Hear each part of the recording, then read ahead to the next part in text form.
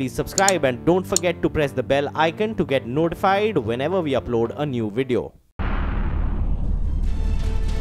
बिहार के मुजफ्फरपुर में बच्चियों के यौन शोषण का मामला अभी थमा भी नहीं था कि राजधानी पटना के शेल्टर होम में 2 लड़कियों की मौत से हड़कंप मच गया।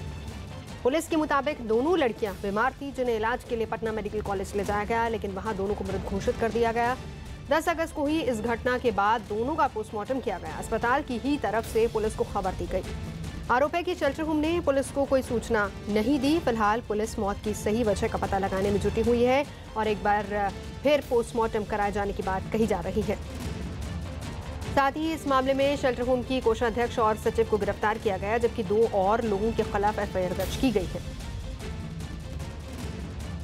2 तस्वीरें, एक ये कोषाध्यक्ष की तस्वीर हम आपको दिखा रहे हैं और साथ ही साथ शेल्टर होम में क्योंकि दोनों बच्चियों के बीमार होने की या फिर इस तरह की कोई जानकारी नहीं दी गई थी पुलिस को, जिसके बाद खबर ये आ रही है कि अब मामला दर्ज किया जा रहा है। साथ ही साथ इस पूरे शेल्टर होम में जितनी भी बच्चियां हैं उनका भी मेडिकल करवाया जा रहा है। निश्चित रूप से पूछताछ चल रही है संचालक से और बाकी लोग जो इसमें शामिल थे, क्योंकि ये लंबी प्रक्रिया है और पूछताछ में अनुसंधान जारी है।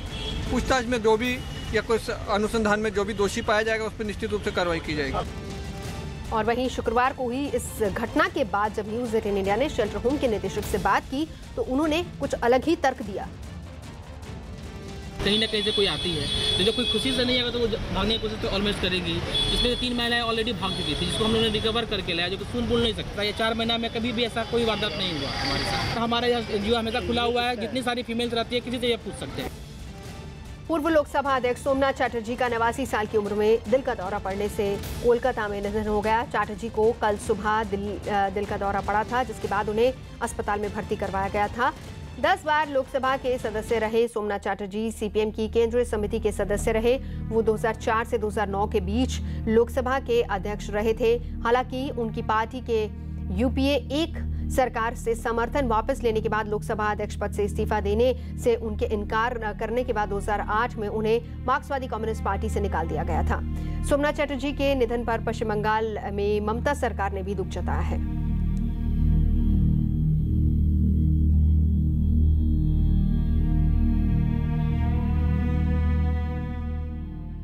प्रधानमंत्री नरेंद्र मोदी ने सोमनाथ चटर्जी के निधन पर शोक व्यक्त करते हुए ट्वीट किया है। लिखा है, पूर्व सांसद और स्पीकर श्री सोमनाथ चटर्जी भारतीय राजनीति के पुरोधा थे। उन्होंने हमारे संसदीय लोकतंत्र को समृद्ध बना दिया। वो गरीबों और कमजोर लोगों के कल्याण के लिए एक मजबूत आवाज थे। उनके निधन पर मेरी संवेदनाएं उनके परिवार और समर्थकों के साथ हैं। कांग्रेस अध्यक्ष राहुल गांधी ने भी सोमनाथ चटर्जी के निधन पर दुख जताते हुए ट्वीट किया है।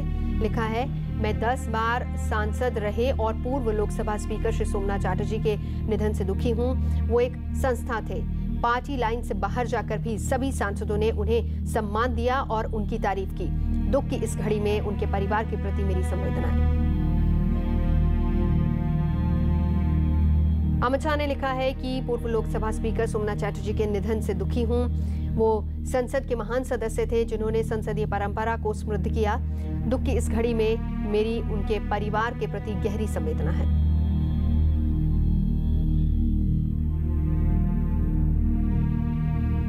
दिल्ली के मुख्यमंत्री अरविंद केजरीवाल ने भी शोक जताया है। उन्होंने लिखा है, सोमनाथ चटर्जी के निधन पर शोक जताते हुए ट्वीट करते हुए लिखा, सोमनाथ चटर्जी के बारे में बेहद दुखी करने वाली खबर आई है।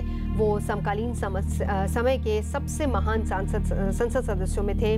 देश उन्हें हमेशा याद करेगा। उन्हें भारत के महान लोकसभा अध्यक्षों में याद किया जाएगा।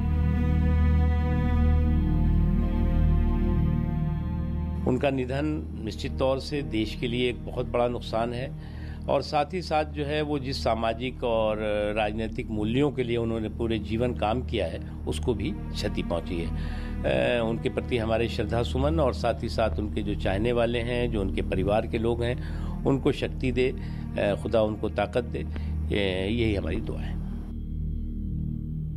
भारतीय राजनीति में सिद्धांत और संसदीय प्रतिभा के बल पर परंपरा कायम करने वाले दादा सोमनाथ चटर्जी के निधन पर मैं अपना और पार्टी की ओर से दुख व्यक्त करता हूं संवेदना व्यक्त करता हूँ। सोमनाथ दा मैं समझता हूँ इस देश के बहुत ही योग्य सांसद थे।